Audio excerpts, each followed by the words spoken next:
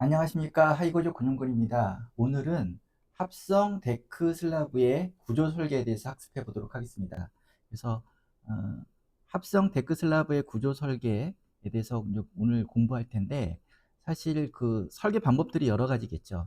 설계 방법들이 여러 가지인데, 저희는 이번 시간에 일단은 ANSI 그리고 SDI 뭐라 그랬죠? 미국 표준 협회, 그리고 SDI는 그 안에 산하기관인 강제 데크협회라고 했죠.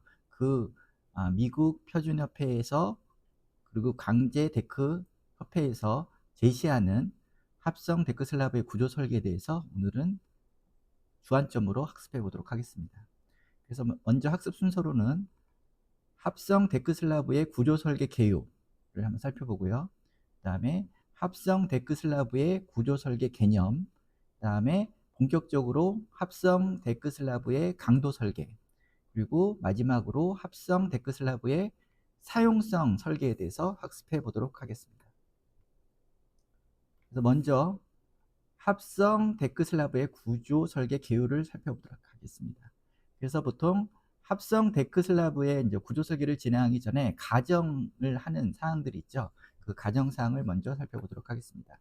그래서 먼저 우리는 합성 데크 슬라브로 설계하기 위해서는 합성 구조용 데크 플레이트를 사용하는 게 조건이죠. 그렇죠? 조건이죠.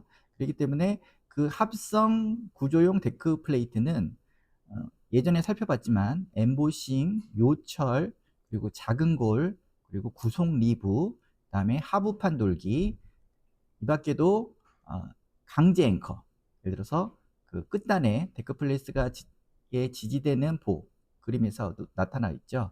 그 H형광보라 그러면 H형광보에 데크플레이트와 연결하면서 스터드 볼트와 같은 전단 연결제도 설치를 하죠. 이런 것들도 어떻게 보면 콘크리트와 데크플레이트의 부착 강도를 높일 수 있는 역할을 합니다.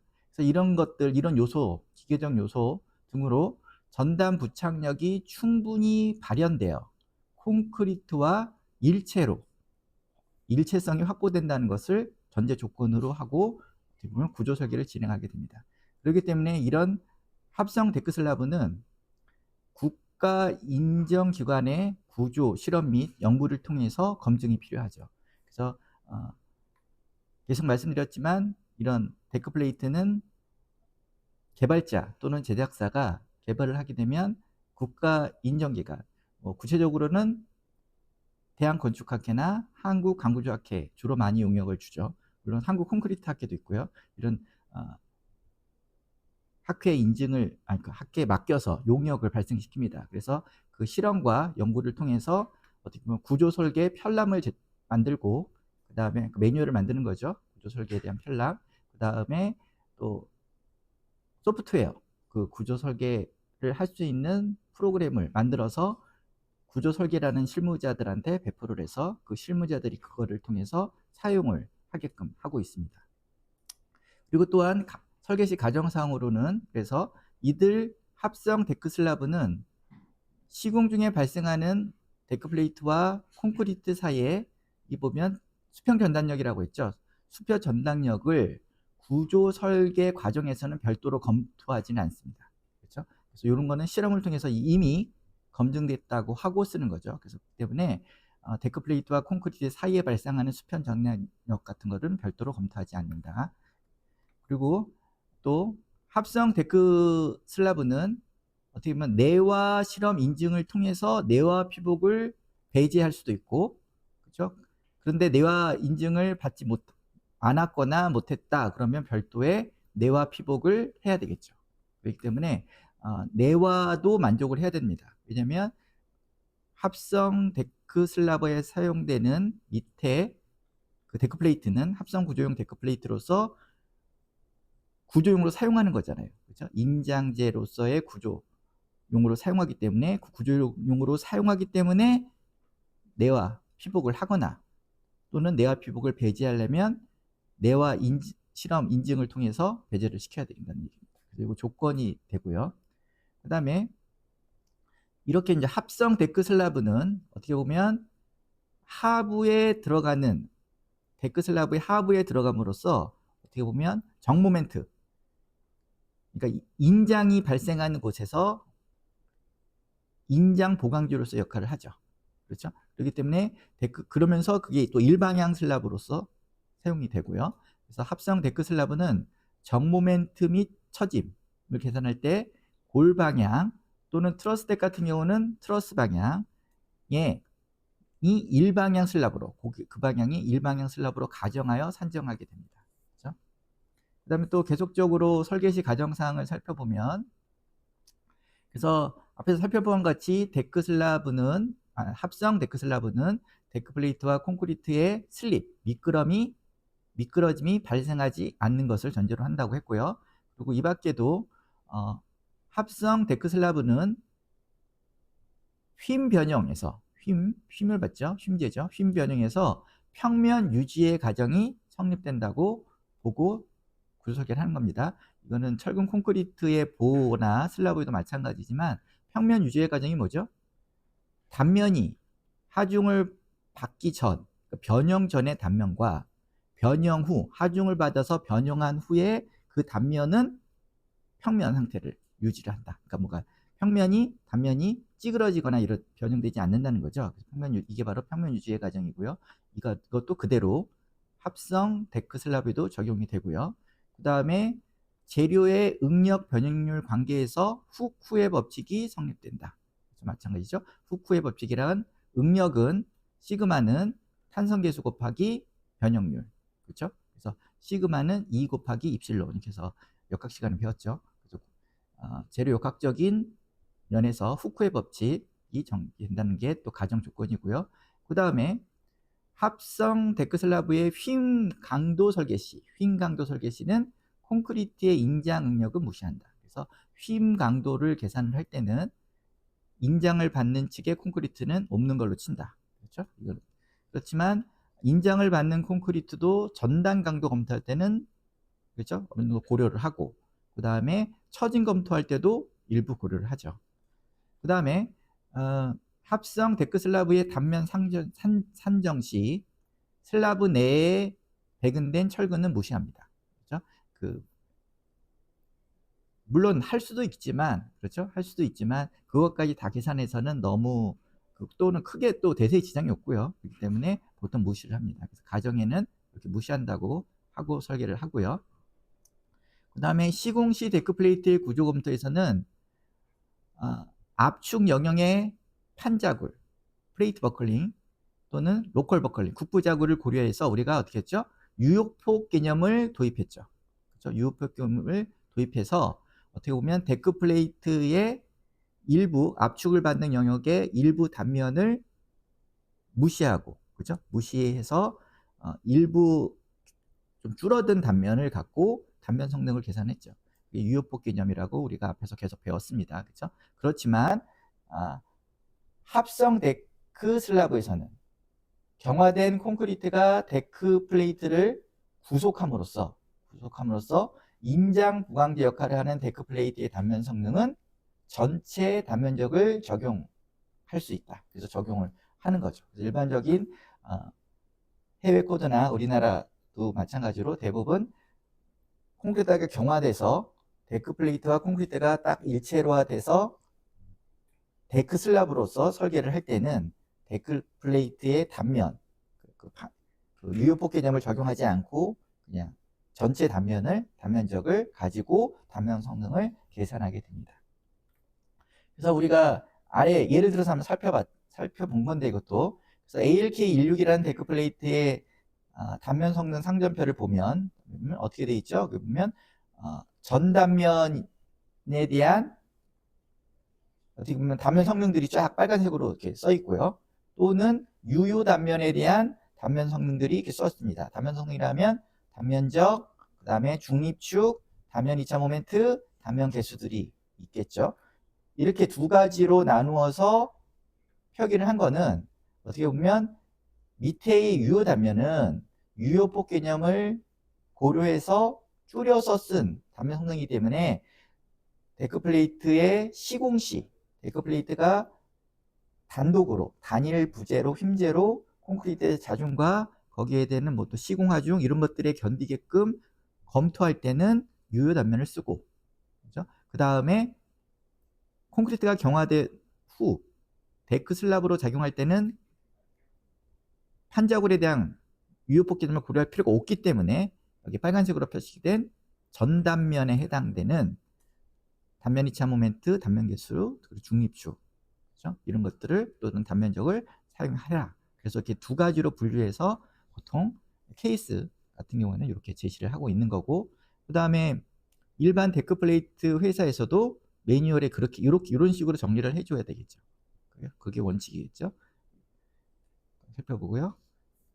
계속적으로 합성 데크 슬라브의 구조 설계 개요를 살펴보면 이번에는 합성 데크 슬라브의 재질 및 규격을 살펴보겠습니다. 재질 및 규격. 그래서 보면 데크 플레이트의 재질 규격에 대해서는 KDS에 이렇게 정해져 있습니다. 그래서 이번에 KDS를 기준으로 한번 살펴볼게요. 그래서 데크 플레이트는 어떻게 보면 KS 한국 산업 표준에 적합한 것이어야 됐죠. 당연히. 그런데 KS 이외의 제품은 뭔가 실험을 통해서 공인된 인증 기관을 통해서 품질을 확인을 하도록 요구하고 있습니다. 그래서 데크 플레이트를 만드는 데 쓰이는 강판은 크게 강제 강판이 있습니다. 데크 플레이트용 강제 강판이 있고, 그것은 SDP라고 하죠. SDP. 그래서 1, 2, 3로 나눕니다. 그래서 SDP의 약자는 스틸 데크 플레이트 약자고, 1, 2, 3로 나눠주고, 이게 1보다는 2가 강도가 세고 2보다는 3가 강도가 셉니다. 그래서 항복 강도에 따라서 1, 2, 3로 나눠주고 있고요. 그거는 판 두께가 현재 0.8mm 이상 그리고 6mm 이하로 만드는 것들을 KS에서 인정해 주고 있고요. 이 밖에도 용융 아연 도금 강판 및 강대로 만든 또 데크플레이트의 재질이 있는데, 이거는 크게 두 가지로 나눕니다. 보통 우리가 가장 많이 쓰는 냉연 원판, 냉각은 성형 강제잖아요. 냉연 원판, 상온에서 롤로 말라져 있는 것들 쭉 펼치면서 여러 가지 아병 기계를 거치면서 데크플레이트 형상을 만드는 거, 상온에서. 이게 냉연 원판이 있고요. 이 냉연 원판은 SGC라고 해서 400, 440, 490 이렇게 제품이 나오는데, 요 뒤에 나오는 400, 440, 490은 우리가 아는 항복 강도가 아니라 최대 인장 강도입니다. 인장 강도 단위는 아마 메가파스칼일 거고요. 표시가 되고, 요거는 지금 어떤 것까지, 어떤 두께까지 KS에서 인증하냐면 0.25mm 이상 그리고 3.2mm 이하를 KS에서 인증을 하고 있고요. 이 밖에도 열연 원판이 있어요. 이거는 SGHC라고 부르는데 H가 들어가 있죠. H가 보면 여기 제가 그 명칭을 표기를 했는데, 여기 보면 핫디프라는 거죠. 밑에 거에 핫디프, H가 핫디프라고 해서 약간 뭐 뜨거운 데 이렇게 담그는 뭐 그런 처리를 통해서 만든 제품이라고 봅니다. 이것도 마찬가지로 400, 440, 490인 인장 강도를 갖고 있는 강판이 나오고, 이것도 KS에서 인증받은 것은 1.2mm 이상 6mm 이하가 나오고 있습니다. 그리고 이 데크 플레이트의 항복 강도는 우리 현재 KS 한국 산업 기준에 의하면 최소 206 메가파스칼 이상을 사용하도록 하고 있습니다. 근데 참고로 저희가 지금 ANSI SDI를 보고 있잖아요, 그죠? 그 미국 표준협회에서 나오는 강제 데크 협회에서 나오는 기준을 보고 있는데, 여기에서는 최소가 좀 우리나라보다 높습니다. 최소 230 메가파스칼로 규정하고 있다는 거 참고로 알면 좋을 것 같고요. 그리고 또 하나, 그 아연 도금 강판을 한 것의 두께는 원판의 두께로 표기하는 겁니다. 여기 판 두께라고 표현되는 거 있죠. 그러니까 어떻게 보면 아연 도금한 두께는 제하고, 그렇죠? 원판의 두께로 이렇게 판 두께를 표기한 거라고 보시면 되죠. 그렇죠? 그래서 데크플레이트 재질도 한번 이번 기회에 한번 살펴보시면 좋을 것 같고요. 이 밖에도 콘크리트의 규격도 나오겠죠. 이것도 KDS에 나오는데 어떻게 보면 콘크리트 압축 강도는 21 메가파스칼 이상. 그런데 합성 데크 슬라브의 강도 산정용 최대 압축 강도는 42 메가파스칼을 초과하면 안 된다고 기준을 하고 있습니다. 그렇죠? 근데 우리가 많이 쓰는 게 요즘에는 뭐 내구성 설계 때문에 그렇죠? 최소 24 메가파스칼 또는 27, 뭐 30 메가파스칼 이렇게 쓰잖아요. 그렇기 때문에 사실은 21 메가파스칼 그 이상의 강도를 지금 실무에서 사용하고 있고요. 그리고 뭐 그렇다고 이렇게 최대 압축 강도를 42 메가파스칼을 초과해서 쓸 일은 또 별로 없죠. 그렇죠? 그렇기 때문에 이거 그래도 한번 살펴볼 필요가 있고요. 이 밖에도 합성 데크 슬라브에 들어가는 철근과 또는 용접 철망, 와이어 메시라고 부르는 거, 그런 것들이 있겠죠. 이것도 어떻게 보면 KS에 준하는 철근 콘크리트용 본강, 이게 철근이죠. 또는 용접 철망에 대한 규격을 각각 적합하게 사용해야 됩니다. 살펴봤고요. 그리고 계속해서 합성 데크 슬라브의 구조 설계 개요를 보고 있는데 일단 상부 철근, 합성 데크 슬라브의 상부 철근은 어떻게 설계를 하냐 살펴보겠습니다. 그러니까 데크 슬라브라는 게 데크 슬라브에서 데크 플레이트가 하부에만 이렇게 설치가 되잖아요. 그러니까 그게 어떻게 보면 정모멘트 구간에서 인장력이 작용하는 구간에서 구조용으로 쓰는 거잖아요. 그런데 부모멘트가 걸린다 그러면 인장측이 상부가 돼서 타핑 콘크리트 쪽이 되니까 그 부분에는 데크 플레이트가 설치돼 없잖아요. 그렇죠? 없기 때문에 그럼 그 부분은 어떻게 설계되냐 그럽니다. 그래서 결론적으로 보면 그 부분에는 부모멘트 철근을 넣으면 됩니다. 부모멘트 철근을. 그래서 보면 합성 데크 슬라브가 지지면을 또 넘어 골 방향으로 내민 경우, 그러면 캔틸레버 슬라브잖아요. 그렇죠? 캔틸레버 슬라브의 경우도 어떻게 보면 데크 타핑 콘크리트가 인장부고 데크 플레이트가 놓이는 부분은 압축부죠. 그렇죠? 이런 경우에는 지지면에 어떻게 보면 부모멘트, 그리고 그거에 따른 철근을 배근하고 상부철근을 배근하고 또 단부 쪽에 꼭 캔틸레버 되는 부분에 처짐으로 산정을 하게 됩니다. 그리고 이제 연속부요. 연속 경관의 합성 데크 슬라브에서 받침부의 상부 균열을 엄격하게 제어할 필요가 있는 경우. 그러니까 보통 이런 경우가 많죠. 부모멘트가 걸리는 쪽에 그렇죠. 이걸 어떻게 하냐죠. 이렇게 부모멘트가 작용하는 상부 콘크리트에는 인장 보강근을 추가로 배근하면 됩니다. 그리고 이 추가로 배근할 때는 어떻게 보면 비합성 데크 슬라브 설계를 하면 됩니다. 그렇죠? 다시 정리해보면 부모멘트 영역에서는 데크 플레이트를 압축 보강제로 보지 않고 압축 보강제로 뭐 보고 설계할 수도 있을 겁니다. 근데 크게 그게 뭐 역할은 못하죠. 그렇기 때문에 일반적으로 영구 거푸집으로 감지하여 비합성 데크 슬라브로 설계하는 것이 원칙입니다. 그래서 우리가 이전에 학습을 할 때 비합성 데크 슬라브의 강도 설계를 배웠죠.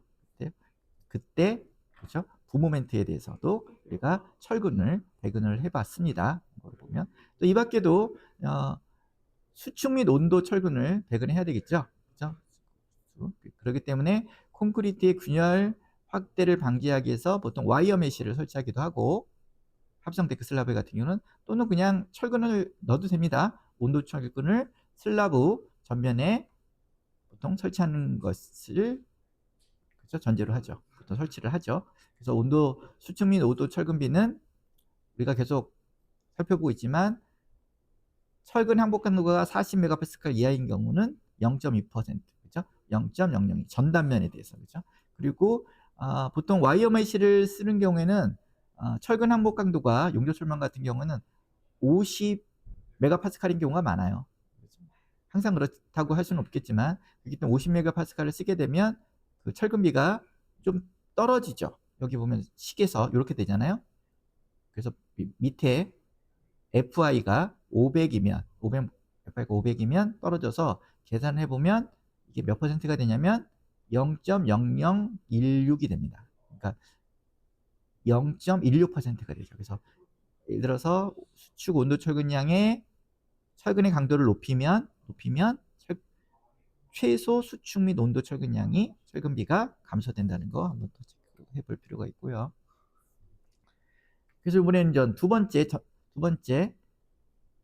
합성 데크 슬라브의 구조 설계의 컨셉 개념을 살펴보도록 하겠습니다. 그래서 보면 우리가 여기 보면 합성 데크 슬라브의 설계 절차를 보면 먼저 우리가 앞에서 데크 플레이트 형상이 선정이 되면 데크 플레이트의 시공식 구조 검토를 했잖아요. 그렇죠? 했습니다. 그러면 콘크리트가 경화된 후에 그 데크 슬라브인데 그건데 데크 슬라브 중에서도 합성 데크 슬라브는 어떤 과정을 거쳐서 설계를 하느냐. 오늘 이걸 배우는 겁니다. 일단 먼저 최대 힘 모멘트를 산정을 해야겠죠. 물론 최대 힘 모멘트뿐만이라는 MU뿐만 아니라 최대 전단력도 그렇죠? 당연히 산정을 해야 되겠죠. 그러니까 이거는 앞 시간에 배웠죠. 앞 시간에 여기 보면 데크 슬라브의 구조 해석이라는 걸 통해서 우리가 데크 슬라브에 작용하는 최대 힘 모멘트, 최대 전장력 값을 구해봤습니다. 공부를 했고 그때 보면 근사해법을 통해서도 구할 수 있고 그렇죠? 데크 슬라브에서는 근사해법을 작용하여 소요 최대 힘 모멘트를 산정할 수 있다. 그렇죠? 근데 엄밀히 좀 더 제대로 산정을 하기 위해서는 콘크리트 경화 전후에 데크 슬라브 또는 데크 플레이트의 지지 조건의 변화를 고려하여 시공 단계별 구조 해석을 통해서 소요 최대 힘 모멘트를 산정하는 것이 바람직하다라고 우리가 배웠습니다. 그렇죠? 그래서 최대 힘 모멘트는 앞에서 공부했던 데크 슬라브의 구조 해석을 통해서 우리가 구하면 됩니다. 이왕이면 시공 단계별 구조 해석을 통해서 구하는 게 그렇죠? 좀 더 정밀하고 바람직하고 그리고 경적 설계를 할 수 있다. 이런 것까지 배웠죠. 여기서 말하는 데크 슬라브는 비합성 데크 슬라브도 포함되고 오늘 공부하고 있는 합성 데크 슬라브도 다 포함되는 얘기입니다. 그래서 용어를 배웠고요. 그래서 어떻게 보면 최대 휨 모멘트와 최대 전략을 구했으면 우리가 이제부터 그거에 저항해서 견디는 그죠? 견디는 합성 데크 슬라브를 강도 설계도 하고 사용성 설계도 하면 됩니다. 근데 이때 먼저 그 강도 설계법을 보면 합성 데크 슬라브의 강도 설계법도 여러 가지가 있어요. 여러 가지가 있는데 그 중에서 하나를 선정하게 되죠. 선정하게 됩니다. 그래서 선정하게 되고요. 그 이후에 그 합성 데크 슬라브의 유효 단면 성능을 산정합니다. 단면 성능을 산정하고 그거를 통해서 우리는 합성 데크 슬라브의 강도 설계를 진행하게 되고 그 다음에 그 이후에 합성 데크 슬라브의 사용성 설계를 진행하게 됩니다. 이런 수순을 거쳐서 설계 절차가 이렇게 형성이 됐다고 볼 수 있고요. 이때 보면 우리가 이제 오늘 주로 살펴볼 합성 데크 슬라브의 강도 설계는 우리가 그동안 했던 강도 설계랑 거의 똑같습니다. 이게 뭐 비합성 데크 슬라브의 강도 설계도 똑같죠. 그때 보면 설계 힘 모멘트 강도 파이 mn이라고 했죠. 파이 mn이 뭐보다 크다? 앞에서 구한 MU가 뭐죠? 최대 힘 모멘트보다 앞에서 구한 구조 해석을 통해서 구한 최대 힘 모멘트보다 크면 안전한 거죠. 그렇죠? 그걸 확인하면 되고요. 그래서 설계 힘 모멘트 강도를 체크하게 되고 그 다음에 설계 전단 강도를 체크하게 됩니다. 설계 전단 강도도 파이 VN 그렇죠? 우리가 부르고 여기서 파이 VN이 뭐보다 커야 되죠? VU 최대 전단보다 크게끔 설계를 해서 오케이가 떨어지는지를 살펴보면 됩니다. 그래서 이거를 오늘 살펴볼 거고요. 그 다음에 그 이후에 우리는 강도 설계뿐만 아니라 사용성 검토도 해야 되겠죠. 사용성. 그래서 합성 데크 슬라브의 사용성 체크도 해야 되는데 두 가지를 오늘은 살펴볼 겁니다. 먼저 처진 검토, 두 번째 진동 검토. 그래서 처진 검토는 뒤에서 살펴볼 때 보겠지만 지지 조건에 따른 추가 활화중에 의한 탄소 처진량을 계산해서 탄소천미량 델타를 계산해서 이게 경간 L이라고 할 때 경간을 L이라고 할 때 360분의 L 이하로 제어를 하는 것이 어떻게 보면 SDI 오늘 배울 SDI 강제데크 협회에서 제시하는, 미국의 강제데크 협회에서 제시하는 제한값이고요. 그리고 이 밖에도 이제 진동 검토도 할 수 있는데, 이 진동 검토는 어떻게 보면 합성 데크 슬라브가 갖고 있는 강성에 따라서 그 고유 진동수가 있습니다. 고유 진동수를 계산할 수 있고, 그 고유 진동수가 15Hz 이상이 되게, 강성이 좀 크면 진동에 대해서 문제 없다, 이런 식으로 또 검증하는 법이 있어요. 요거는 물론 SDI에서는 얘기하는 게 아니라, 요거는 일반 다른 기준을 통해서 잠깐 살펴보도록 하겠습니다. 진동 검토 방법도 여러 가지지만 가장 간단한 방법을 한번 잠깐 살펴보도록 하겠습니다. 그래서 먼저 합성 데크 슬라브의 강도 설계를 하는데, 강도 설계법이 여러 가지라고 그랬죠. 여러 가지 법이 있는데, 우리는 이 중에서 SDI에서 제시하고 있는 전단 부착법에 따른 합성 슬라브의 강도 설계를 하겠습니다. 그래서 그거에 앞서서 그 개요, 가정사항이 있는데, 이 개요를 간단히 먼저 살펴보도록 하겠습니다. 그래서 그 전단 부착법에 따른 합성 슬라브의 강도 설계에서는, 여기서는 일반상으로서 합성 데크 플레이트를 지지하는 보호 프렌지에, 예를 들어 철골보가 되겠죠.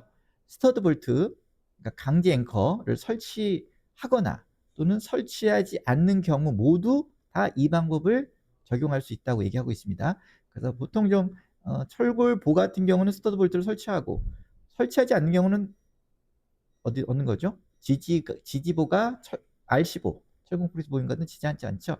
이런 거 둘 다 사용할 수 있다는 거 한번 요 전단 부착법에서는 체크해 볼 필요가 있고요. 제한 조건이 또 있는데, 제한 조건에는 데크 플레이트는 아연 도금을 하거나, 보통 대부분 아연 도금을 하죠. 그렇죠? 아연 도금을 하거나, 아니면 상부면에, 어떻게 보면 콘크리트와 접촉하는 면에 코팅을 하지 않아야 된다고 제한 조건을 적고, 코팅을 하면 부착력이 떨어지니까요. 그렇죠? 그래서 그렇게 제한을 하고 있고요. 근데 아연 도금은 괜찮다는 거죠. 그리고 데크 플레이트에 사용하는 모든 강판은 해당 기준에 적합해야 된다. 아까 데크 플레이트의 그 재질과 구격을 앞에서 살펴봤죠? 그게 기준입니다. 그리고 콘크리트 해당 기준에도 적합해야 되고, 그렇죠? 그다음 앞에 콘크리트 기준도 살펴봤죠? 강도나 이런 것들. 그런데 요거는 못 보던 거죠. 데크 플레이트의 상부의 콘크리트 두께는 얼마 이상? 50mm 이상이어야 된다. 이런 제한이 있습니다. 50mm. 그래서 이게 뭐죠? 합성 데크 슬라브인 경우입니다. 계속 강조를 하지만, 타핑 콘크리트 상부의 콘크리트 두께는 50mm 이상은 해야 된다. 그래야지 이 전단 부착법을 쓸 수 있다, 이런 얘기입니다. 그래서 보면 합성 데크 슬라브의 강도는 아래 다음에 강도 한계 상태 중 최소값을 씁니다. 최소값을 쓰는데, 여기서 첫 번째 전단 부착 강도 체크가 있는데, 이거는 실험을 통해서 성능 실험을 기반으로 하는 겁니다. 그렇죠? 성능. 그래서 실험 값을 통해서 실질적으로 연구 용역을 통해서 나온 그 실험 값에 대한 데이터를 기반으로 만든, 어떻게 보면 설계법이라고 말할 수가 있죠. 그래서 요거는 제하고, 요 두 번째 휨 강도 체크를 오늘 배울 거고요. 그리고 또 하나의 또 강도 설계법으로서 전단 강도인데, 어떻게 보면 일방향 슬라브니까 일방향성의 전단 강도를 체크하는 거를 두 개를 다루도록 하겠습니다. 그러니까 우리가 앞에서 살펴봤듯이 합성 구조용 데크 플레이트니까 어떤 실험을 통해서 이거는 그렇죠? 부착력이 확보됐다는 조건을 걸고 우리가 설계하자고 했죠. 그렇기 때문에 이렇게 되는 거고, 그 1번의 경우에는 좀 예를 들어서 실험을 했는데, 이게 합성 효과가 100%가 아니라 약간 부분 합성 개념으로 좀 떨어진다. 그럼 거기에 맞춰서 설계식을 유도해서 그 설계식으로 쓰면 된다는 거죠. 그렇죠? 쓰면 된다는 건데, 우리는 일단은 어쨌든 완전한 일체성이 확보됐다고, 100% 합성 효과가 있다고 보고 휨 강도와 일방향 전단 강도를 어떻게 산정하는지를 학습해 보도록 하겠습니다. 이 밖에도 큰 집중하중이 작용할 경우, 큰 집중하중, 이방향 뚫림 전단에 대한 안전성 검토를 해야 됩니다. 그렇죠? 근데 요 큰 집중하중이 걸리는 이때만. 일반적인 집중 하라중은 어떻게 보면 우리가 그동안 공부를 했지만 등분포 하중보다 작죠. 보통 하는데 특별하게 큰 집중 하중이 걸릴 때는 이 방향 뚫림에 대한 안정수도 검토를 해야 된다는 거고요. 근데 저희가 요거는 학습 범위에서 그렇죠? 예외로 하겠습니다. 그래서 요거는 다루지 않았지만 어쨌든 요런 경우도 있다. 그렇죠? 이 방향 뚫림 전단이 작용하는 경우도 특수한 경우에 있는데 이런 경우는 큰 집중 하중이 작용하는 경우로 그때는 별도로 검토를 해야 된다는 거 아시면 좋을 것 같고요. 그래서 계속적으로 보면 지금 우리가 합성 데크 슬라브의 강도 소개를 공부하고 있죠. 그래서 먼저 휭 강도를 살펴보겠습니다. 합성 데크 슬라브의 휭 강도는 어떻게 체크하냐? 휭 강도. 이거는 그 미국 표준협회의 SDI 강제 데크 협회에서 제시하는 휭 강도. 그래서 여기 부록 3에 나오는 휭 강도법을 소개해 드리겠습니다. 그래서 보면 오른쪽 그림이 있죠. 오른쪽에 그림이 있는데 여기서 보면 밑에 이건 어떻게 보면 고령 데크 플레이트죠. 고령 데크 플레이트고 이 고령 데크 플레이트가 합성 구조형 데크 플레이트라고 하면 할 경우 여기 보면 일단 데크 플레이트에 그 자체에 도심이 있을 겁니다. 도심. 그렇죠? 도심이 있겠죠. 도심. 그러니까 단면 1.5m가 제로인죠. 그렇죠? 도심이 있을 거고 콘크리트가 쳐져 있는 상부 콘크리트의 상단부터 여기 옆단부터 데크 플레이트의 도심까지 거리를 D라고 합니다. D라고 하면 이게 유효 깊이죠. 유효 깊이입니다. 유효 깊이고 그리고 이 합성 데크 슬라브의 그러니까 데크 플레이트와 콘크리트를 합쳐서 합성 데크 슬라브의 어떻게 보면 균열 단면의 중립축을 우리는 구할 수 있습니다. 뒤에서 살펴보겠습니다. 균열 단면, 그래서 어떤 중립축이 나오겠죠. 이 중립축까지의 거리, 연단에서 압축 연단에서 이걸 C라고 여기 표기를 했죠. C. UOD와 C라는 값을 우리는 선정할 수 있습니다. 그리고 이때 참고로 요 데크 플레이트 춤을 DD라고 하고요. DD. 그다음에 전체 데크 슬라브의 높이를 H라고 하겠습니다. H라고 할 때 어떻게 보면 일방향 슬라브잖아요. 일방향 슬라브고 어떻게 보면 철근 대신에 밑에 보면 당근보 형태의 담배근 형태의 슬라브에 들어가는 철근 대신에 데크 플레이트라는 강제가 들어가 있는 겁니다. 그렇죠? 그러니까 어떻게 보면 당근보라고 할 수도 있고 단배근의 슬래브라고 볼 수가 있죠. 그렇죠? 있는데 여기서 우리는 여기 보면 압축 깊이비라는 게 있습니다. 여기서 압축 깊이비를 뭐라고 표현하냐면 D에 대한 C의 비입니까? D에 대한 C의 비니까 이게 뭐죠? D, 유효 깊이에 대한 중립축까지 거리 C. 그렇죠? 요거를 따라서 우리는 어떤 데크 플레이트를 과소배근 또는 과소보강 또는 과다보강으로 분류합니다. 그렇죠? 과소보강, 과다보강. 그렇죠? 이거는 어떤 개념이냐면 우리가 일방향 슬라브도 공부를 했고 뭐 당근보도 공부를 했지만 그렇지만 예전에 여기 그 참고 자료로서 철근 콘크리트 보의 휭 설계라는 동영상에서 저희가 어떤 얘기를 했었냐면 당근보의 콘크리트에서 휭을 받았을 때 언젠가는 파괴가 되잖아요. 파괴가 되는데 거기서 압축 연단의 콘크리트가 압괴됨과 동시에 하부에 있는 인장측에 있는 철근이 같이 동시에 항복하는 그 때가 있을 겁니다. 그죠? 그 때를 우리는 균형 상태라고 보죠. 균형 상태라고 봐서 거기에 맞춰서 중립축을 구해봤습니다. 그러니까 중립축 여기에 따라 그래서 그때의 중립축을 균형 중립축이라고 불렀죠. 그렇죠? 그런데 그거에 비해서 우리는 철근 콘크리트 보의 휭 설계에서는 취지가 연성 파괴를 만드는 게 취지잖아요. 연성 파괴를 만드는 게 취지이기 때문에 연성 파괴가 되면 그 균형 상태의 중립축을 상향으로 조정시켜야 됩니다. 상향으로 조정시켜야 돼요. 그러니까 위로 올라가게끔 만들어야 된다는 거죠. 올라가게 만드는 걸 결국 하부의 철근을 너무 많이 넣으면 안 되고 어느 정도 이하로 넣어야 된다는 거죠. 이게 바로 과소보강의 의미입니다. 과소보강. 그래서 보면 과소보강이라는 의미는 연성 파괴를 유도해서 어떻게 보면 철근량을 너무 어느 정도보다 너무 많이 넣지 않는다는 거, 이런 개념이고요. 이에 비해서 그러니까 어떻게 보면 과소보강은 균형 상태에 해당되는 철근량에 보다 작게 넣는다는 거죠. 그렇죠? 이에 비해서 과대보강은 철근을 더 많이, 균형 상태에 해당되는 인장 철근량보다 더 많이 넣음으로 인해서 그럼 어떻게 되죠? 어떤 게 많이 먼저 파괴가 되죠? 압축이 먼저 파괴되죠. 그렇죠? 압축, 상부에 있는 압축 연단의 콘크리트가 먼저 파괴가 이루어집니다. 그러면 어떻게 보면 약간 취성 파괴라고도 뭐 할 수가 있겠죠. 그러니까 연성 파괴가 이루어지지 않는 거죠. 그래서 과대 보강은 어떻게 보면 연성 파괴가 이루어지지 않은 상태를 얘기하는 겁니다. 그래서 철근 콘크리트 구조의 보설계에서는 일반적으로 이런 과대 보강을 인정하지 않죠. 그리고 연성 파괴, 즉 과소 보강을 인정합니다.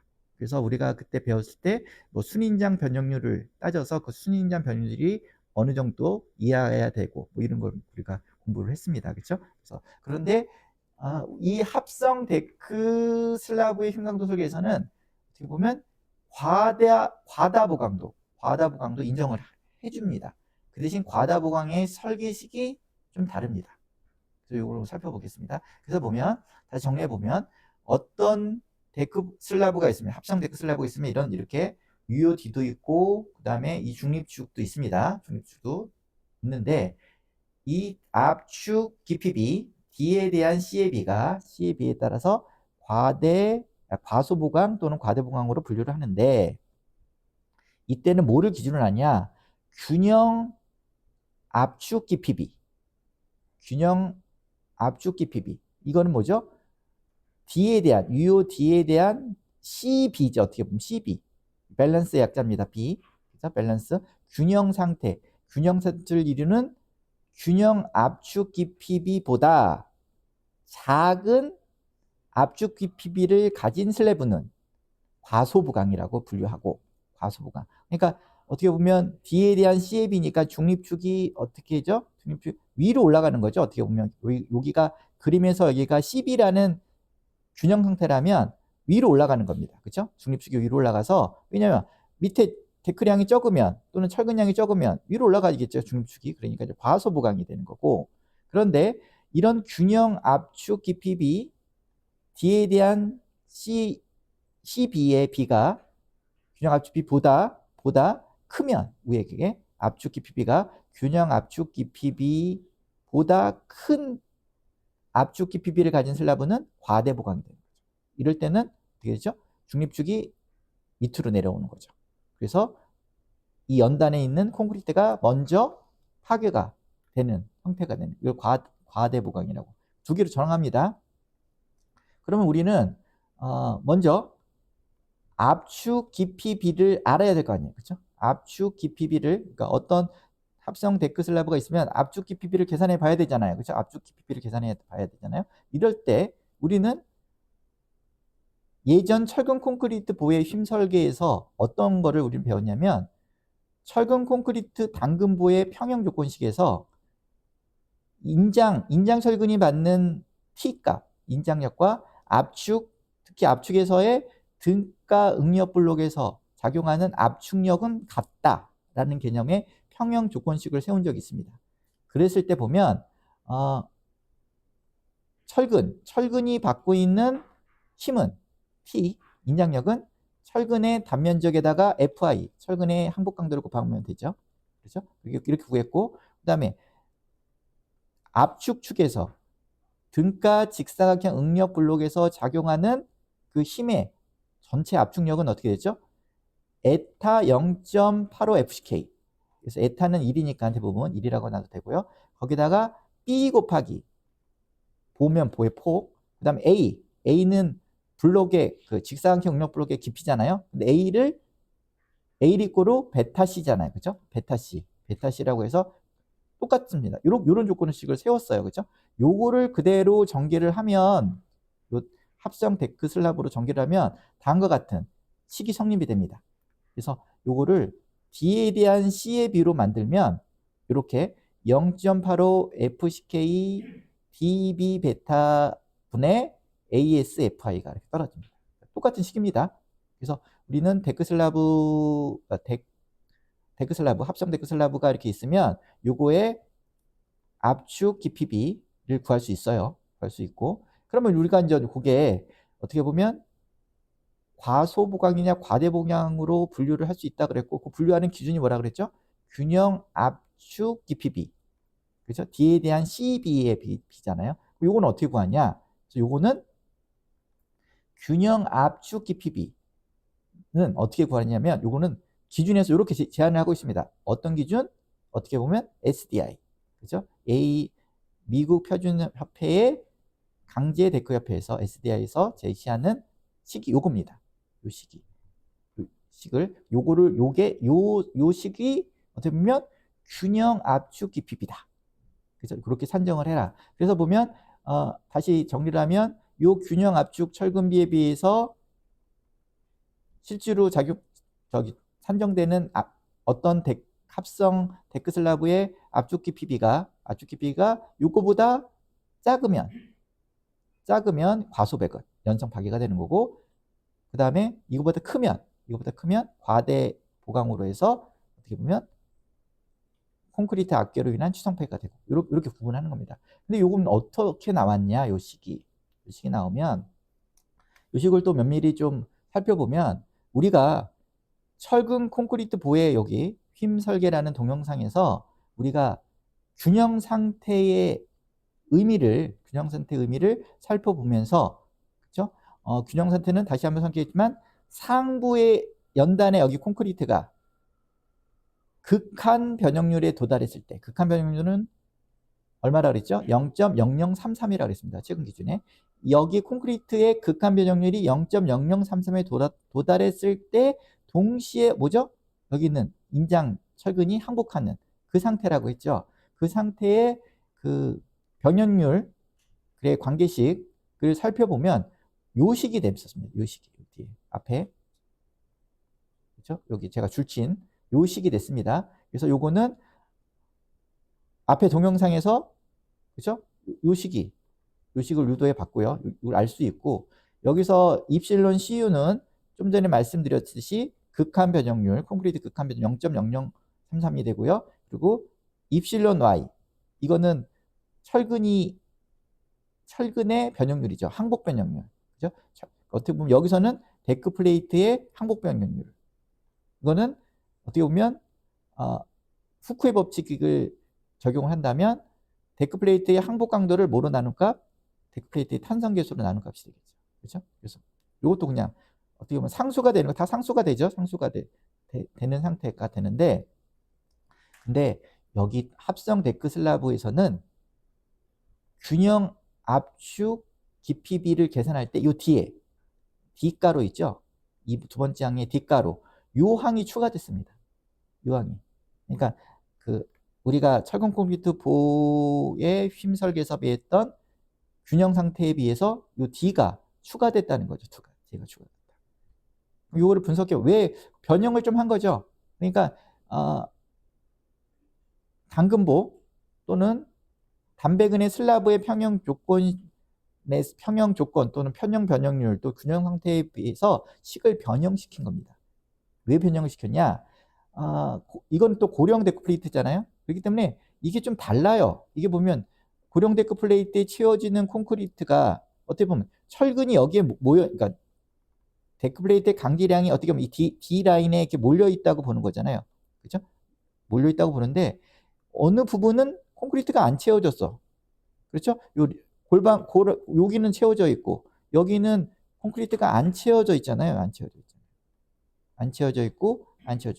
그러다 보니까 이 고령 합성 데크 슬라브 같은 경우는 앞에서 철근 콘크리트 보의 힘설계에서 적용했던 균형 압축 또는 균형 상태에 대한 것을 적용하기에는 조금 불안한 거죠. 우리가 좀 불안하다고 봤던 것 같아요. 그래서 요항을 집어넣은 겁니다. 그 요항을 자세히 살펴보면 분모에는 D가 있어요. D는 뭐죠? 유효 깊이입니다. 그렇죠? 근데 분자에는 H-DD예요. 그럼 H 여기 그림에서 보면 H-DD는 타핀 콘크리트죠. 그러니까 유효 깊이에 대한 타핀 콘크리트의 두께에 따라서 균형 압축 깊이비를 조금 변형해 놓은 거죠.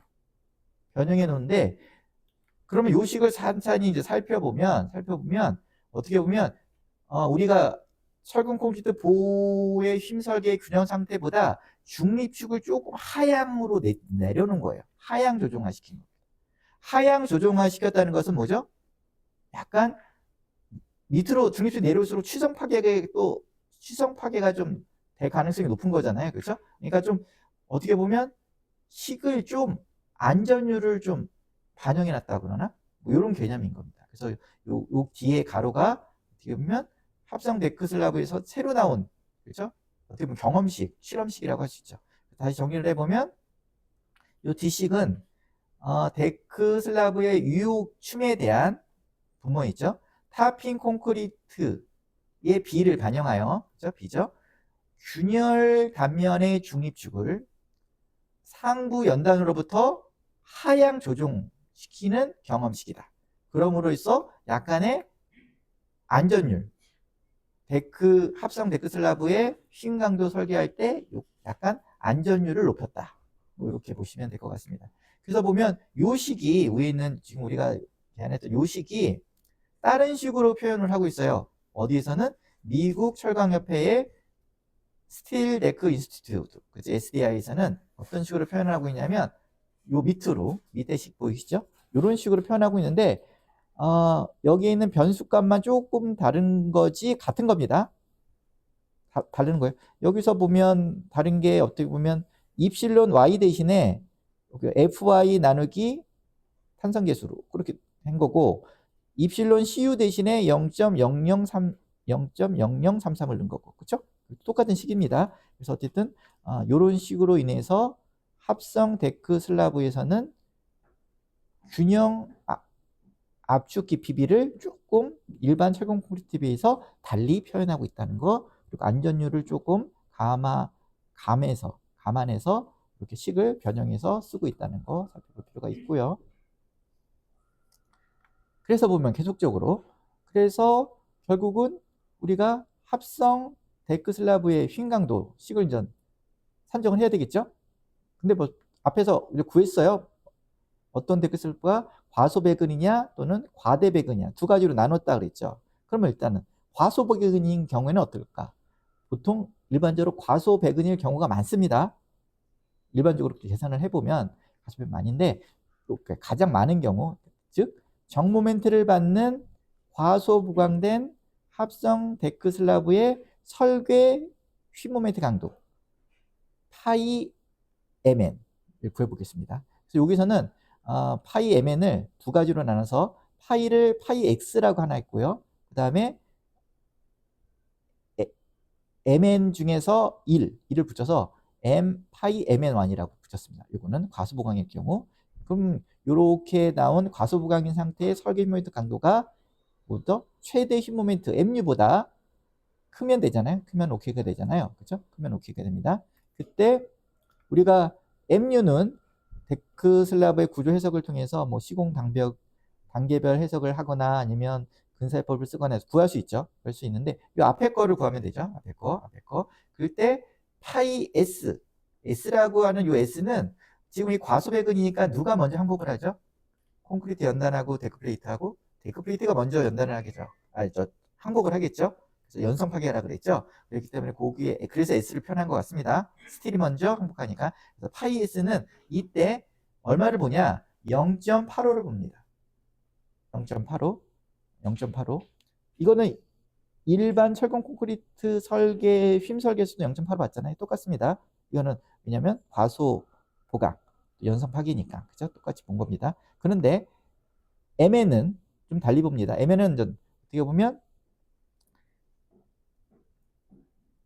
그 MN은 그러니까 견디는 이죠.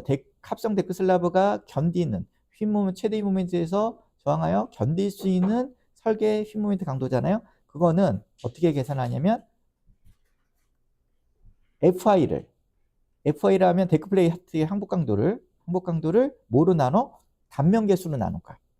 그러니까 응력을 그러니까 모멘트를 그러니까 어떤 최대 응력은 모멘트를 어떤 부재의 단면 계수로 나누면 이게 그 부재에서 발견하는 최대 응력이 나오잖아요. 이거를 거꾸로 변형을 시키면 견딜 수 있는 모멘트는 그 부재가 견디는 어떻게 보면 데크플레이트니까 데크플레이트 입장에서 견디는 최대 항복 강도를 뭐로 나눠? 이거 밑에 부분에 나머지 부분이 단면 계수입니다. 단면 계수로 나누는 값이 되는 거죠. 그렇기 때문에 여기서 보면 FY는 데크플레이트의 항복 강도 메가파스칼 단위면 쓰고요. 요 뒷부분이 그러면 가로 열고 H-YCC에 대한 ICR 요게 이제 단면 계수를 나타내는 거죠. 근데 여기서 ICR은 단면 계수는 뭐죠? 단면 계수는 단면 2차 모멘트를 중립축부터 연단의 거리로 나누는 거잖아요. 그랬을 때 단면 2차 모멘트를 쓰는데 이때 단면 2차 모멘트는 균열 단면 2차 모멘트를 쓴다. 균열 단면 2차 모멘트라는 건 뭐냐? 인장력이 발생하는 콘크리트를 무시하고 계산하는 게 균열 단면 2차 모멘트입니다. 그렇죠? 균열 단면 2차 모멘트. 그래서 이거를 뭐로 나눈다? 중립축에서 연단까지 거리로 나누는데 H는 뭐죠? 슬라브의 전체 춤이었잖아요. 거기서 YCC 이게 이제 중립축까지 거리입니다. 슬라브 상단에서 균열 단면의 중립축까지 거리로 나눈 거. 그렇죠? 그럼 앞에서 볼 때는 C를 나타냅니다. YCC나 C나 같이 표기한 거예요. 그러니까 요 C 값이 YCC가 되고 그래서 H에서 YCC 값을 빼면 중립축에서 데크가 놓이는 그 중에서도 하부 프렌지가 놓이는 점까지의 거리잖아요. 그렇죠? 그렇게 나눈 겁니다.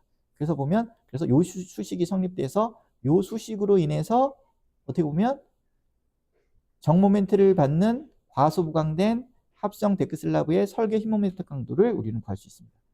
그렇죠? 그래서 MN을 구하면 MN에다가 파이를 곱하면 파이는 0.85라 그랬죠? 곱하면 우리가 파이 MN을 구할 수 있죠. 그렇죠? 여기 그러면 균열 단면 2차 모멘트는 어떻게 구하는데? 다음에서 공부하겠습니다. 균열 단면 2차 모멘트 어떻게 구하는지 이건 보고 그러면 요 연락까지 거리죠? 그럼 여기 YCC가 또 문제네. YCC는 뭐죠? 슬라브 상단에서 균열 단면의 중립축까지의 거리. 그렇죠? 이거는 어떻게 구하느냐? 구조 수식에 의하면 결론만 말씀드리면 이 YCC는 C라고 똑같다 그랬죠? 이건 이런 수식에 의해서 구하면 됩니다. 그렇죠? 여기서 D는 유효 깊이를 말하고 여기서 로는 데크 플레이트 강제의 비죠. 그러니까 BD에 대한 AS 뭐죠? 철근비, 강제비, 그렇죠? 이거는 철근이 아니라 데크 플레이트니까 강제비죠. 그렇죠? 강제비를 나타내고 그러니까 B 데크 슬라브의 폭에 대한 D 유효 D 값을 곱해서 이거에 대한 데크 플레이트의 철근량, 강제량 하면 되죠. 그렇죠? 그러고 N은 여기서 N은 뭐냐면 그렇죠? 탄성계수비입니다. 탄성계수비가 어떻게 되죠? 탄성계수비가 콘크리트의 탄성계수에 대한 강제의 탄성계수의 비. 그렇죠? 이거로서 N은 탄성계수비고요. 그리고 콘크리트에 대한 탄성계수는 콘크리트 강도를 변수로 바뀌고 그리고 강제의 탄성계수는 21만 메가파스칼로 정하도록 가지고 있죠. 그래서 이렇게 해서 이렇게 구합니다. 그러면 YCC를 구할 수 있죠. 이 YCC는 다시 설명하면 슬라브 상단에서 균열 단면의 중립축까지 거리고 그래서 요식을 써서 구해서 MN 값을 구해서 여기다 파이를 곱해서 설계 힘 모멘트 강도 MU를 구해서 산정합니다. 이게 MU 값보다 큰 거를 확인하면 오케이. 이게 바로 과소 보강 상태. 정모 멘트를 받는 과소 보강 상태의 설계 밀도 강도고요. 이 경우가 주로 많다 그랬죠. 대부분 그렇습니다. 그러면 데크 플레이트가 너무 이제 간계량이 이렇게 많지 않아요. 판 두께도 얇잖아요. 그렇죠? 그런데 혹시나 이런 경우도 있을 수도 있으니까 그 기준에서는 얘기하고 있습니다. 정모 멘트를 받는 과대 보강된 합성 데크 슬라브의 설계 힘 모멘트 강도. 그래서 여기는 파이 C MN2라고 표현해 있죠. 파이 C는 뭐죠? 이때는 과대 보강이니까 콘크리트가 먼저 앞뒤가 될 거잖아요. 그렇죠? 그렇기 때문에 그래서 이 콘크리트에 아니면 컴프레션 뭐 이런 약자로 C를 표현을 한 것 같습니다. 컴프레션 쪽에서 먼저 압축 연단에서 먼저 파괴가 된다. 그래서 파이 C라고 표현했고 이때의 MN2는 최대 힘의 모멘트도 크면 되죠. 그럴 때 보면 MN2는 어떻게 구하느냐? 요 시기에 의해서 구합니다. 요 시기에. 요 시기에 의해서 구하는데 이것도 철근 콘크리트 기준에 의하면 당근보 기준에 의하면 거의 같습니다. 같은데 철근 콘크리트 기준에서는 0.85 FCK 곱하기 B 보폭에다가 A 응력 블록의 깊이가 베타 C라 그랬죠. 요게 요 앞에 부분이 콘크리트 압축부. 그렇죠? 압축 응력 블록, 등가 압축 응력 블록에서 작용하는 전체 힘이고, 그렇죠? 이 힘을 기준으로 어떻게 보면 철근 콘크리트 철근이 위치한 위치까지의 거리, 그러니까 등가 직사각형 응력 블록의 중간, 그렇죠? 그 가운데 도심에서 철근이 위치까지 그 사이에 모멘트 팔거리죠. 모멘트 팔거리를 곱하잖아요. 그래서 그때 보면 UOD에서 여기 보면 2분의 A가 되는 거죠. A인데 A가 응력 블록의 깊이인데 이거는 베타 C로 표현할 수 있으니까 이렇게 표시됩니다. 근데 여기가 0.85가 없어졌어요. 그죠? 0.85가 없는데 이거는 어디에 감안을 했느냐? 앞에 강도 감소계수, 흰 강도 감소계수에 적용을 해놨습니다. 그러면 앞에는 최소 보강일 때는 0.85를 주로 그동안 썼잖아요. 근데 여기가 얼마 썼죠? 0.65로 떨어뜨려 놨어요. 0.65를 떨어뜨리면 그럼 우리가 한번 여러분 계산기 있으면 이거를 0.85라고 그대로 놓고 여기도 0.85라고 넣어보세요. 넣으면 아마 0.65가 이거보다 그거보다도 10% 정도 밑으로 하향 조정화된 겁니다.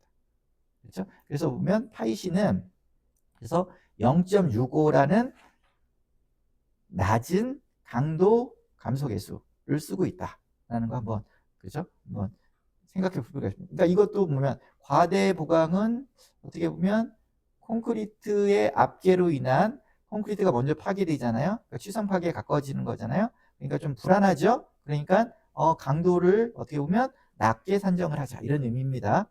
저항할 수 있는 강도를 그래서 설계 힘 모멘트 강도를 정할 때 파이C라는 강도 감소 계수를 예전과 같이 0.85를 쓰는 게 아니라 0.65를 쓰자. 이런 개념입니다. 그렇죠? 그래서 여기 보면 파이 N2를 계산합니다. 계산하는데 근데 이 조건은 여기 조건이 있어요. 앞에서 이런 식으로 계산하는 거 있죠. 앞에 파이 S MN1보다는 작아야 돼요. 그죠? 당연히 있죠. 이게 또 이렇게 계산했는데 앞에 거보다 크면 또 안 되잖아요. 그죠? 이런 조건으로 계산해서 파이 C MN2를 계산합니다. 그래서 이게 M6가 보다 큰지를 확인하는 겁니다. 그렇죠? 그리고 다른 건 뭐 똑같죠. 여기서 베타는 우리가 예전에 배웠어요. 철근 콘크리트 보호의 힘설계에서 콘크리트가 설계 기준 항복 강도가 설계 기준 압축 강도가 콘크리트 압축 강도가 40메가파스칼 이하인 경우에는 베타는 0.8을 쓴다 그랬죠. 그래서 베타는 0.8을 쓰시면 되고 여기서 또 C를 또 알아야 되죠. C값. 여기서 C값을 이 경우에는 또 구해야 되잖아요. C값을 구할 때는 어떻게 한다? 요 밑에 있는 수식을 적용하면 된다라고 했습니다. C. C 리꼬르 D의 함수. 여기에 이제 변수는 뭐죠? UOD가 강제 그 BD분의 A 했으니까 강제비, 그죠? 로는 강제비. M이라는 게 새로 나오죠? 그죠? M이라는 게 나오는데, 여기 보면 우리가 앞에 과소보강인 경우에서의 YCC를 구하는 공식을 비교해 보면, 밑에 똑똑 써놨네요. 공식을 비교하면 어떤 차이가 있죠? 보면 M 리꼬르 EN이 되잖아. EN. 그렇죠? M 리꼬르 EN이라는 수식으로 보면 똑같아요. 식이. 그렇죠? 똑같은데 이게 똑같지 않습니다. 왜냐? 앞에서는 요 N은 과소보강일 때 N은 뭐라 그랬죠? 탄성계수비라고 했죠. 그렇죠? 콘크리트의 탄성계수에 대한 강제의 탄성계수비였는데, 여기서의 M은 또 달리 표현합니다. 달리 뭐라고 표현하냐면, 여기서 M은 어디 있죠? 여기 있네요. 여기 이런 식으로 표현합니다. 분모의 FCK 베타는 0.8이고요. 에 대한 데크플레이트 강제의 탄성계수 21만 메가파스칼 곱하기 입실론 CU. 입실론 CU는 얼마죠? 0.0033. 강제의 탄성계수는 21만 메가파스칼. 요 수식을 적용하게 됩니다. 그러다 보니까 이게 조금 달라요. 좀 달라집니다. 그래서 중립축을 구하는 C 또는 YCC를 계산해 보면, 위에 계산을 해보면 우리가 요로 밑에 있는 파란색의 중립축을 구하는 것보다, 어떻게 보면 균열면에서 구하는 것보다 어떻게 보면 중립축이 밑으로 내려가요. 밑으로 내려가는 거죠. 그죠? 이것도 어떻게 보면 아까 우리가 여기 균형 압축 깊이비를 계산할 때 요 뒤에 가로값을 통해서 중립축을 하향 조정시켜 가지고 조금 구조적 안전성을 확보했다 그러는 거잖아요. 요런 거 같은 개념입니다. 같은 개념. 그래서 보면 요런 식은 여기서 C 값을 이렇게 적용하고 여기서 M을 통해서 M 값을 이렇게 제시하는 것은 과대 보강 단면의 경우 데크 플레이트의 형상을 반영해서 골형 데크 같은 경우는 어떻게 보면 데크 플레이트의 도심축이 해당되는 강제량에 모여 있다고 보는데, 거기에 어떻게 보면 실제로 콘크리트가 어떻게 해요? 다 메꿔져 있지 않잖아요.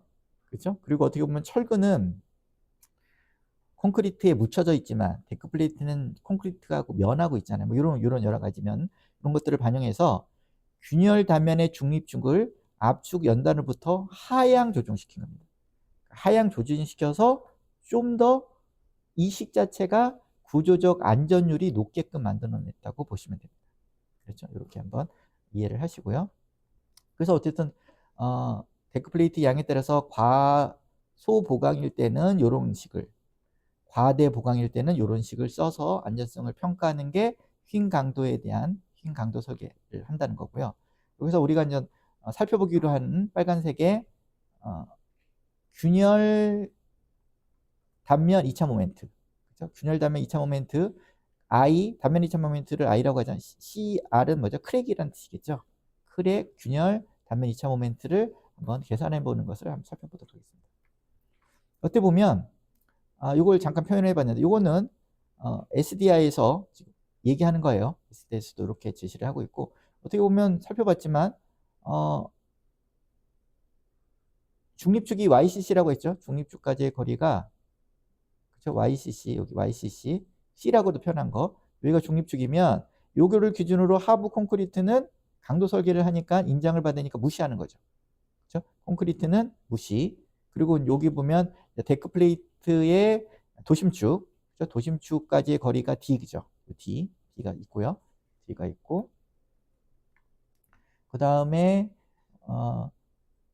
여기서 또 살펴볼 것은 데크 플레이트의 높이를 DD라고 하고, 그 다음에 데크 플레이트의 상부 프렌지부터 위까지 콘크리트 연합가를 HC라고 하고, 그 다음에 중립축으로부터 하부의 길이 중에서도 그 중립축에서 데크 플레이트의 도심축까지의 거리를 YCS라고 하고, 그 다음에 슬라브 하단까지 여기서부터 또 데크플레이트의 중심에서 스틸의 중심에서 바탕까지 그거를 YSB라고 이렇게 정했을 때 우리는 균열 단면 2차 모멘트를 ICR을 구할 수 있습니다. 이때 콘크리트 인양층은 무시하고. 그래서 그러면 중립축을 먼저 구해야 되잖아요. 그렇죠? YCC를 먼저 구해야 되잖아요. YCC는 앞에서 살펴봤지만 이렇게 구해도 된다고 했죠.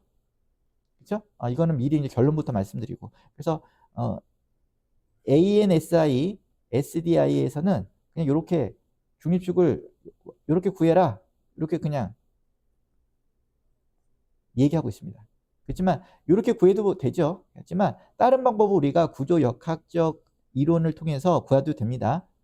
그래서 중립축은 어떻게 되죠? 중립축은 단면 1차 모멘트가 제로인 점이잖아요. 그래서 이거를 전개하면 도심은 어떻게 보면 이렇게 밑에 구조적으로 중립축을 구하기 위해서 유효한 면적의 합, 단면적의 합과 그리고 분자에는 각각의 요소의 단면적에다가 중립축으로 어떤 축으로부터 거리잖아요. 거리. 그렇죠? 거리가 로 해서 계산을 하죠. 그렇게 보면 여기서 보면 유효한 면적은 요 비금친 중립축을 변수라고 할 때 여기에 상부에 놓이는 비금친 면적 이게 뭐죠? B 곱하기 YC가 되죠. B는 데크 슬라브의 어떤 단위폭 그렇죠? 면적이 되고 그 다음에 그 밖에 유효한 거는 데크 플레이트의 단면적이 있겠죠. 데크 플레이트의 단면적은 AS고 AS에다가 N은 뭐죠?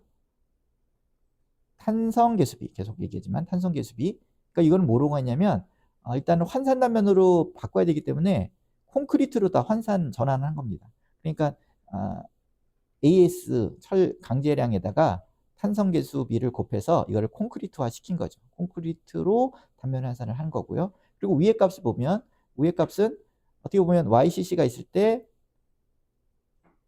콘크리트 상부에 있는 콘크리트 그죠? 콘크리트의 거리잖아요. YC 그 뭐죠? 단면적에다가 그 거리를 곱하는 거니까 지금 우리는 그 기준이 저 상단입니다. 상단부터의 거리죠. 그렇기 때문에 요거의 면적은 B 곱하기 YC가 되고 그죠? B 곱하기 Y 면적이 YI는 뭐가 되죠? 2분의 요 중앙이니까 요 중심부터의 거리니까 그렇죠? 요 거리잖아요. 그렇죠? 요 거리니까 2분의 YC가 되니까 2분의 결국 BYCC의 제곱이 되죠. 그렇죠? 그리고 또 하나 이번에는 이제 데크 플레이트의 중심이 여기 있으니까 도심 중심이 그러면 일단은 데크 플레이트의 면적 이거는 데크 플레이트의 단면적에다가 탄성계수비를 곱하는 게 콘크리트화 시킨 거고 밑에와 마찬가지로 거기다가 뭐를 곱한 거죠? 거리가 D잖아요. 그렇죠? 맨 위에서부터 여기까지 거리니까 D를 곱하면 YCC가 나오죠. 그렇죠? 그래서 이렇게 구하면 됩니다. 그래서 YCC를 우리가 구조역학 이론에 따라서 어떻게 보면 단면 1차 모멘트가 제로인 점이 YCC니까 도심이니까 그 도심의 위치를 구해도 되고 그 대신 이제 콘크리트와 철근이라는 재료가 이질이기 때문에 하나의 재료로 탄성계수비를 적용해서 환산을 하면 됩니다. 그렇죠? 여기 같은 경우는 콘크리트로 환산해서 구한 거죠. 그렇죠? 이렇게 구해도 되고 그리고 이거를 바로 또 변수를 달리해서 여기 변수는 뭐로 정한 거죠? 그죠? 로라는 그렇죠?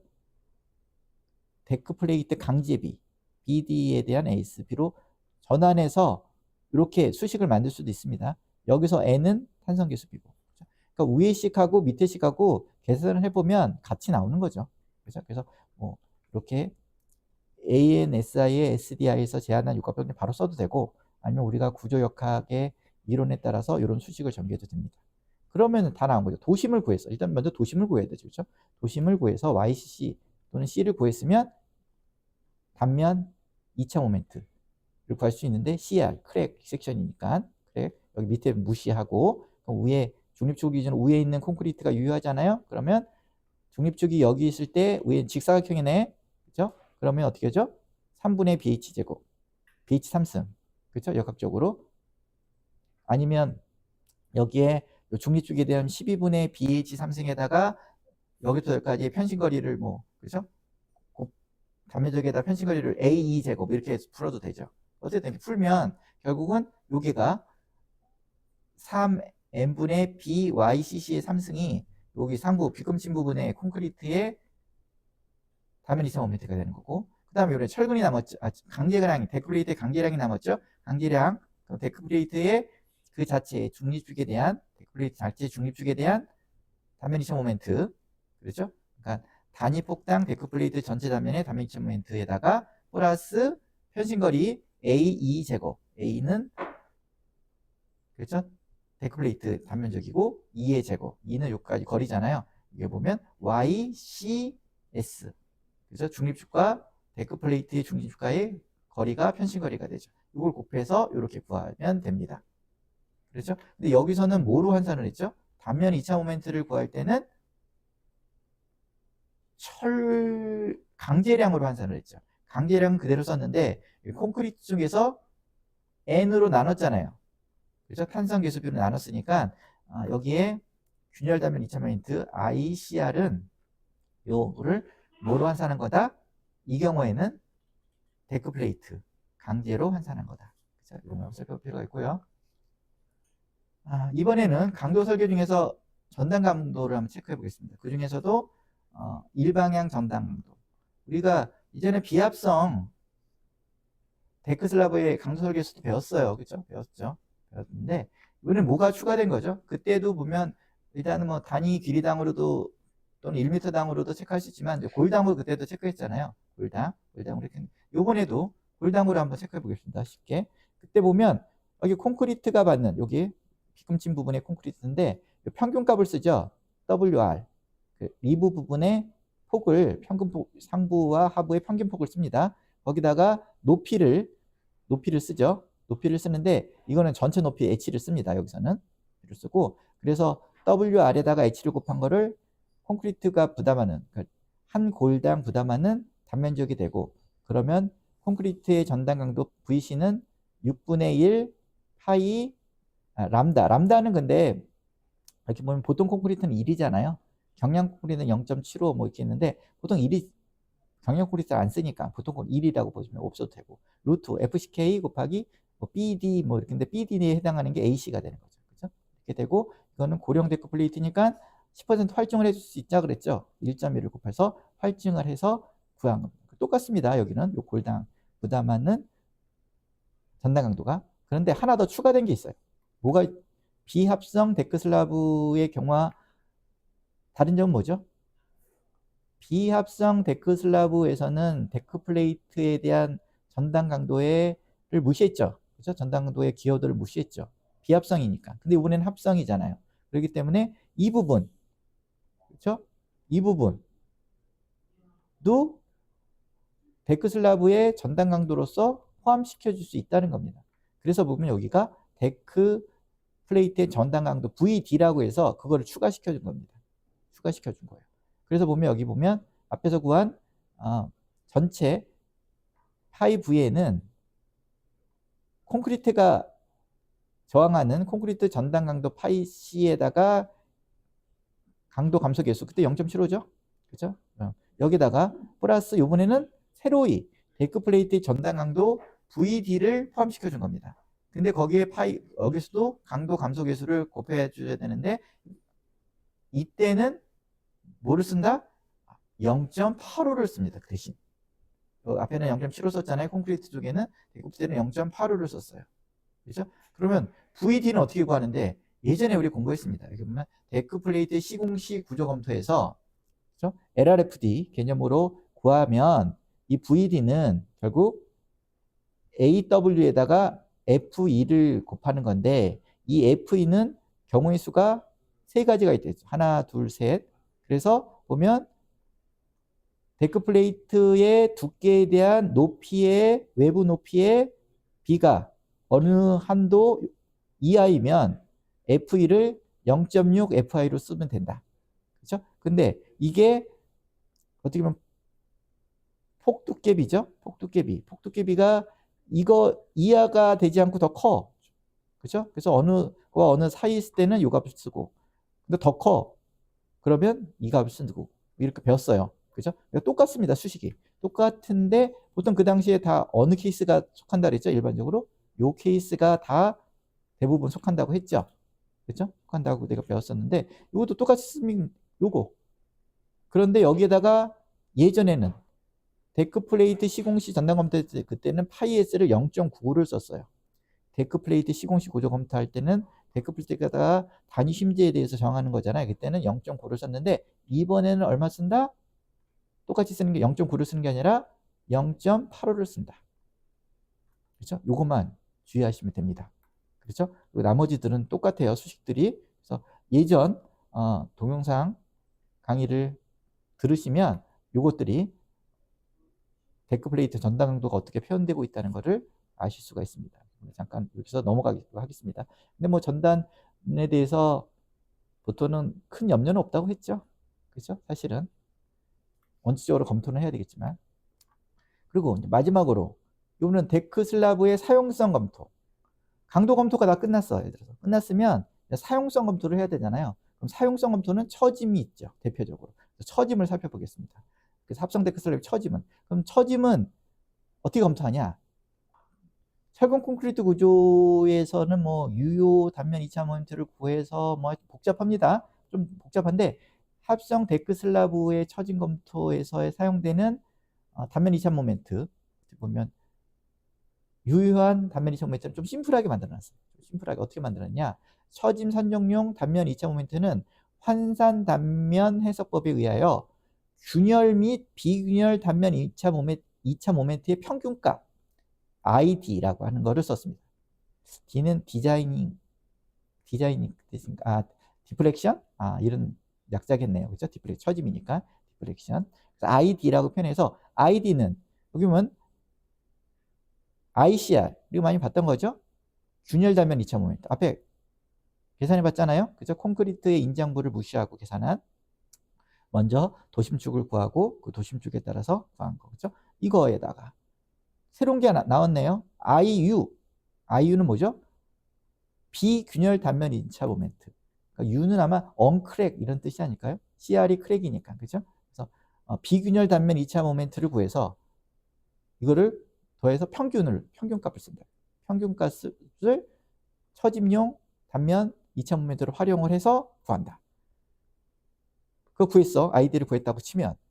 그러면 단면 합성 데크 슬라브의 단부 지지 조건에 따라서 처짐량을 산정하죠. 그렇죠? 역학적인 수식이 있잖아요. 단순 지지 같은 경우는 델타가 384 2i분의 5 오메가 L 4승. 그리고 그 다음에 하나는 핀, 하나는 연속. 그렇죠? 이런 경우에는 어떻게 하죠? 185 2i분의 오메가 L 4승. 그리고 양당 고정. 이거는 384 2i분의 오메가 L 4승. 이렇게 공식이 있잖아요. 여기서 ID를 앞에서 구한 ID로 쓰면 되죠. 이 값을 쓰는 거. 어떻게 보면 심플해졌잖아요. 그리고 이제 그거를 쓰면서 이제 그 단면 2차 탄성계수는 그 환산한 콘크리트로 환산했는지 강제로 환산했는지 거기에 맞춰서 거기에 맞는 환산된 재료의 탄성계수를 집어넣으면 되고, 그렇죠? 그리고 구하면 됩니다. 그때 오메가는 어떻게 되죠? 오메가 하중은 그 SDI에서는 지금 강제데크 협회에서는 요 오메가를 추가 고정하중하고 활하중을 더한 거를 쓰게끔 하고 있습니다. 활하중. 그래서 보면 사용하중 조합으로서 WDA, D 여기 DA 데드로드인데 A 추가되는, 그렇죠? 그래서 WDA 그러니까 추가 고정하중이에요. 그러니까 우리가 앞에서 공부할 때 뭐죠? 마감하중. 콘크리트가 경화된 후에 콘크리트 슬래브 경화된 나중에 처지는 후에 마감하중, 그 다음에 실링 뭐 이런 것들이 되겠죠. 거기다가 활하중을 더한 것에 대한 탄성 처짐량을 얼마로 그러면 이렇게 계산했는데 얼마로 제한하냐? 경관을 L이라고 할 때 360분의 1 이하로 제한하도록 규정하고 있습니다. 그렇죠? 여기서는. 그래서 다시 정리하면 먼저 균열 단면과 비균열 단면에 대한 단면 이차 모멘트를 구해서 그거를 평균값으로 나누는 것을 처짐용 단면 이차 모멘트로 산정하고 그거를 지지 조건에 따라서 수식에 맞게 계산을 하는데 여기서의 하중은 추가 고정 하중과 활하중만 넣어서 처짐량을 계산하고 그 값이 얼마? 360분의 1 이하로 만들면 된다. 그렇죠? 이 밖에도 간혹 그 슬라브의 두께가 얇아서 그렇죠? 뭔가 장기 처짐까지 좀 검토할 때가 있겠죠. 그래서 크리프에 있는 장기 처짐량은 시간 경과 계수 그 사이를 통해서 곱해서 계산을 하죠. 이렇게. 그래서 보면 기간에 따라서 보통 좀 많은 기간이 2가 이제 제일 큰 값이잖아요. 그죠? 이걸 통해서 계산하는데 이거는 철근 콘크리트의 장기 처짐 계산하는 값하고 똑같습니다. 그래서 이게 보면 이게 그때도 시간 경과 계수를 넣어서 계산하고 거기에 대한 또 처짐의 한계도 또 다양하게 나오죠. 그것도 똑같게 적용하면 됩니다. 그래서 여기서 살펴볼 것은 요거 SDI에서는 이게 사용 하중 조합인데 추가 고정 하중과 활하중을 기준으로 요 계산을 해서 360분의 L 이하로 제한한다는 거 살펴보시면 될 것 같습니다. 그럼 이번에는 좀 전에 계산 몰랐던 거 있죠? 비균열 단면 이차 모멘트 언크랙에 대한 단면 이차 모멘트 계산을 어떻게 계산하냐? 이것도 이제 계산하면 됩니다. 계산하면 되는데 수식이 좀 복잡해졌을 뿐이에요.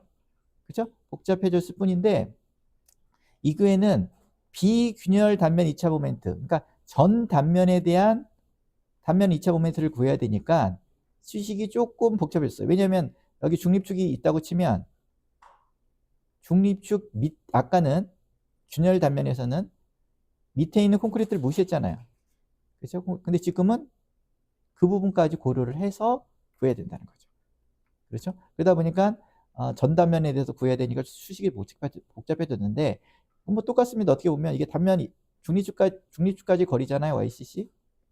중립축까지 거리. 맨 처음에 이제 도심을 구해야 되죠. 중립축까지 구해야 되니까 이거는 단면 1,000m가 제로니까 그래서 똑같은 수식을 통해서 계산을 하면 이렇게 수식이 정립이 됩니다. 위에 수식에서 보면 그렇죠? 여기서 보면 여기서 보면 아까 수식하고 뭐 거의 비슷하죠. 그 아까 기호는 비슷한데 여기가 뭐가 요거 있네요. 여기 요 하나가 이거 뭐냐면 데크 플레이트의 고래 간격 골과 골 사이의 간격이 있고요. 여기 보면 또 데크 플레이트 WR 아까도 봤죠? 데크 플레이트 고래 평균폭 그렇죠? 요거만 조금 달라지고 왜냐면 밑에 부분에도 단면이 유효하기 때문에 그렇죠? 구해 보면 그래서 도심 YCC는 BHC는 뭐죠? 위에서부터의 거리니까 B는 폭이고 데크 슬랍의 단위폭이고 HC는 요거죠. 위에 부분의 단면적이네요. 그 다음에 요 밑에는 데크 플레이트 강제량 그죠? 강제 단면적에다가 N 곱했으니까 이것도 콘크리트로 환산했나 봐요. 그죠? 그 다음에 나머지 요 뒷부분은 여기 평균 골에 대한 단면적이 되겠죠. 그래서 보면 보폭을 CS로 나누면 개수가 나오잖아요. 그렇죠? 요 비금치인 고래의 개수가 나오는 겁니다. B의 전체 폭 B에다가 CS로 나누면 고래 개수가 나오죠. 그렇죠? 이 경우에는 몇 개죠? 5개가 되나요? 1m에 대한 5개. 이렇게 해서 구하면 되고 마찬가지로 위의 수식도 똑같이 이렇게 따져 보시면 그렇죠? 이런 수식이 나옵니다. 그리고 YCC가 결국적으로 도심 구해졌어요. 구해지면 이거에 따라서 또 단면 2차 모멘트를 구하는데 첫 번째 여기 식은 상부 콘크리트 쪽 여기 도심이 어디죠? 여기서 상부 콘크리트의 측에 대한 단면 2차 모멘트 그죠? 단면 2차 모멘트인데 뭐로 환산했죠? 이것도 보니까 n이 밑으로 내려가니까 철로 강제량으로 환산을 했네요. 그렇죠? 그리고 요 항은 요거 데크 플레이트죠. 데크 플레이트. 그리고 마지막 여기는 하부 콘크리트. 중립적으로 하부 콘크리트 있죠? 측에 단면 2차 모멘트를 구해서 다 누적시키면 IU를 구할 수 있습니다. 그러니까 언크랙 섹션에 대한 단면 2차 모멘트 구할 수 있습니다. 그래서 요거에 대한 거는 타면을 정지해 놓고 수식을 살펴보시면 좀 이해가 되리라 봅니다. 넘어가겠습니다. 그래서 자세한 것들은 한번 개인적으로 수식을 한번 정리해 보시면 될 거고요. 그 다음에 마지막으로 또 하나 진동 검토를 하기도 하죠. 많이 하죠. 그래서 합성 데크 슬라브의 진동 검토를 하는데 요거는 진동 검토를 하는 방법론이 많습니다. 학자별로 뭐 많은데 한 가지 방법만, 심플한 한 가지 방법만 이번에는 소개시켜주고 넘어가겠습니다. 그래서 그거는 예전에 대한건축학회에서 용역을 진행한 합성 데크 슬라브의 그 용역 안에 합성 데크 바닥 구조 설계 기준 안이라고 해서 용역을 1998년도에 나온 게 있는데 여기서는 어떻게 제안을 했냐면 심플해서 지금 소개시켜 드립니다. 합성 데크 슬라브는 고유 진동수 FI가 사용상 지장이 없는 범위 내에서 실질적으로 일반적으로 보면 고유 진동수가 15Hz 이상을 적용하면 됩니다. 그래서 데크플레이트가 갖고 있는 고유 진동수가 15Hz 이상이면 어떻게 보면 강성이 크다는 거죠. 그 정도로. 그렇죠? 그래서 1초 동안에 떨리는 진동수의 숫자가 많으면 강하다는 거잖아요. 그렇죠? 떠는 거니까. 그 1초 동안 고유 진동수니까 15Hz 이상을 적용하도록 일반적으로 얘기하고 있고요. 이 검토 방법에서는 이 기준 검토 방법에서는 어떤 식으로 얘기하고 있냐면 진동시 사용하중 조합으로는 고정하중과 전체 고정하중과 활하중의 50%만을 적용하도록 하고 있습니다. 고정하중과 활하중의 50%만을 적용하는 것이 이제 일반적인 이 기준에서는 제한하고 있고요. 항상 그렇다고는 할 수 없죠. 이것도 활하중을 얼마큼 적용하는 거에 대한 것은 또 엔지니어의 판단이 또 따를 수 있습니다. 그래서 어쨌든 이렇게 계산을 해서 지지 조건에 따라서 지지 조건이 어떻게 했죠? 아까 심플이냐 1단 연속이냐 양단 연속이냐 아까 구했잖아요. 그렇죠? 그 식에 따라서 넣어서 구합니다. 처짐량을 구해서 그거로부터 처짐량이 구해지면 고유 진동수 F를 구하는 식이 여기 있습니다. 밑에 이 식이 있죠? 근데 여기서 주의할 것은 밑에 식이 여기서는 처짐을 산정할 센티미터 단위입니다. 센티미터 단위에 따른 앞에 K라는 계수값이 상수값이 바뀌죠. 그렇죠? 그래서 이렇게 넣어서 계산합니다. 다시 정리하면 사용하중 조합을 사용하는데 보통 데드로드 플러스 라이브로드인데 라이브로드는 0.5 라이브로드 적용해서 처짐을 구합니다. 지지 조건에 따라서 구했죠? 그럼 처짐 구해주면 이걸 센티미터로 전환시켜서 이 식에 넣습니다. 넣어서 여기서 나온 값이 고유 진동수인데 그게 15Hz 이상이면 오케이. 이렇게 해서 정리할 수 있습니다. 네, 오늘 여기까지 살펴봤고요. 다음 시간은 오늘 살펴봤던 강도 설계, 그 다음에 사용성 설계에 대해서 예제를 통해서 한 번 더 정리해 보도록 하겠습니다. 그래서 한 번 더 예제를 통해서 정리를 하게 되면 여러분들이 좀 더 이런 수식들을 이해하는 데 도움이 될 거라고 판단이 됩니다. 예, 감사합니다. 다음 시간에 뵙도록 하겠습니다.